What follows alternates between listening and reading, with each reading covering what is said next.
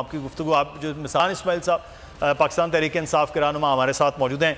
Sir, रियासत के सामने आप मुसलसल 2 दिन से खड़े रहे, इधर से पुलिस इधर से आप लोग, और एक शख्स की गिरफ्तारी के हवाले से मामला था। सर, ये रियासत के सामने खड़े होने वाला अमल नहीं है जो पाकिस्तान तहरीक इंसाफ ने किया?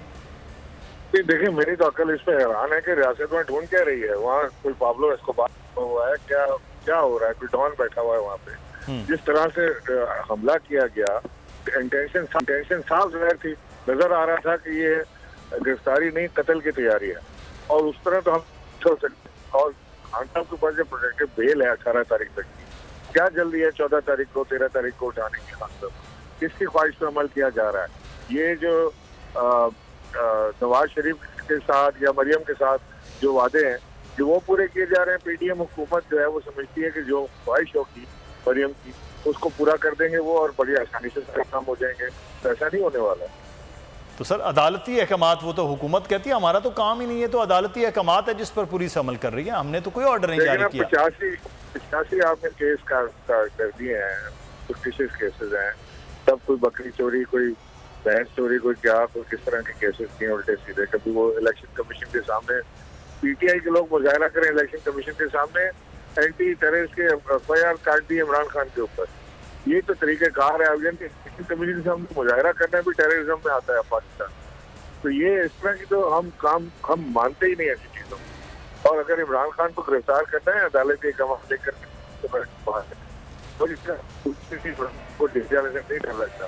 प्रॉब्लम यहाँ पे है कि इंटेंशन डिफरेंट है। इंटेंशन ये है कि इमरान खान को खत्म कर दिया जाए, किसी सूरत कत्ल कर दिया जाए, कोई पैर देने प्रोटेक्शन दें इमरान खान को। इमरान खान जाने को तैयार है, कोई इशू। शुक्रिया बहुत इमरान इस्माइल साहब हमारे साथ मौजूद। खदशात जिनका इजहार कर रहे पाकिस्तान तहरीक इंसाफ वो ये है कि इमरान खान साहब को मारने का, कत्ल करने का, जिसका खुद भी इमरान खान जिक्र कर चुके हैं। लगारी साहब,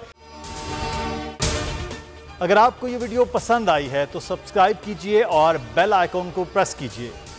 को चेयरमैन बोल शोएब शेख के खिलाफ मनगढ़ंत, झूठा और बेबुनियाद केस। हुकूमत इंतकामी कार्रवाइयों पर उतर आई। रिश्वत देने के झूठे इल्जाम के पीछे असल हकायक वो ले आया अवाम के सामने। सिंध हाई कोर्ट की जानिब से 10 मार्च को एग्जैक्ट केस में बरियत का फैसला भी दे दिया गया, जो रिश्वत के इस इल्जाम को झूठा और बेबुनियाद साबित करने के लिए काफी है। सवाल ये उठता है, न रिश्वत लेने वाला न देने वाला मौजूद, तो फिर ये मुकदमा क्या है? गुज़िश्ता 5 सालों में ना तो कोई गवाह पेश हुआ और ना ही कोई सबूत सामने आया, जबकि कोई इंक्वायरी अमल में नहीं लाई गई। जब मुल्ज़िमान से कोई तहकीकात नहीं की गई, कुछ साबित नहीं हुआ, तो फिर ये मुकदमा क्या है? इससे कबल केस की इंक्वायरी कमेटी के सामने खुद जज कादिर मेमन ने रिश्वत के इल्जाम की तरदीद की थी और कमेटी को तहरीरी तौर पर आगाह भी किया था। इस झूठे और बेबुनियाद केस की कानूनन कोई हैसियत नहीं। सिंध हाई कोर्ट इस मुकदमे में शोएब शेख को बरी कर चुकी है, तो फिर इस नाम नेहाद इल्जाम की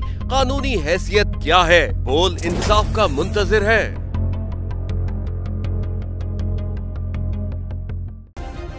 सब्सक्राइब करें और बेल दबाएं ताकि कोई खबर रह न जाए।